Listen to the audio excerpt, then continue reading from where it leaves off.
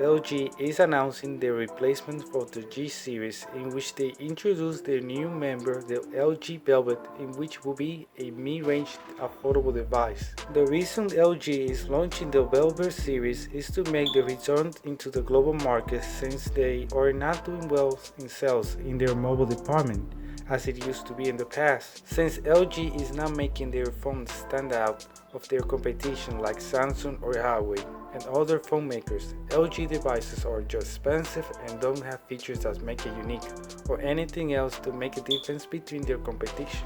Also, there is some info regarding the design of the cameras that will have a raindrop camera setup. This makes a difference in design between the competition, who is making a square bump camera setup. The LG 5G mid-range device hardware and specs have leaked, and it will have a around 6.7-inch display. On the camera department, it will have a selfie of 60 megapixel camera, and on the rear it will have a 48 megapixel sensor, probably running on Samsung ISOCELL Bright GM2 and OIS. The second camera is an ultra-wide 8 megapixel sensor. The third is a 5 megapixel depth sensor, and to aid the performances is running on the Snapdragon 765 chipset with 8 GB of RAM and an external storage of 128 GB with a micro SD card slot and a battery capacity of 4300 mAh.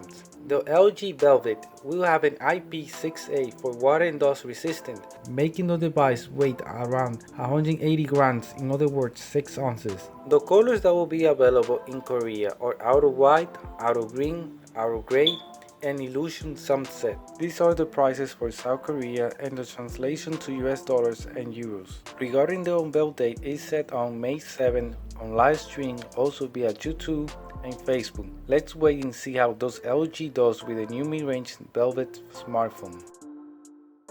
Samsung is aiming big on the development of the futuristic 600 megapixel camera sensor, but that is mind-blowing. We are now currently at 108 megapixel that was the first introduced by Xiaomi through partnership with Samsung.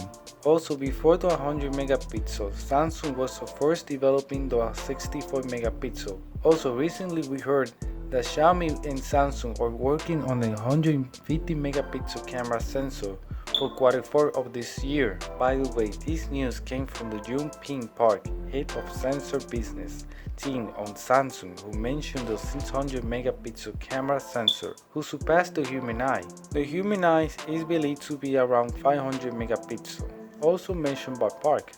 Well, this tech is impressive, but 600 megapixel will be compressed like the currently 108 megapixel camera sensor, in which they use a compression that is called by Samsung pixel binding, in which they use to compress 108 megapixel to a 12 megapixel using 9:1 pixel binding. They use the compression to fix pixels in large images. This means the more pixels, the darker the image, because of the light captured by the sensor. But in order to stabilize the darkness in the higher megapixel count, it has to be implemented a bigger sensor in order to capture more light. But it's not enough with a higher pixel count on the larger sensor to fix and improve the quality. So Samsung have implemented a compression on pixels in which enhance the picture quality to be brighter in low light conditions and even better in brighter conditions. So we can expect this tech for this year? Probably not. This tech will probably be incremental, like Samsung made the first 64 megapixel and then the 108 megapixel, and coming soon the 100 megapixel for Q4 of this year.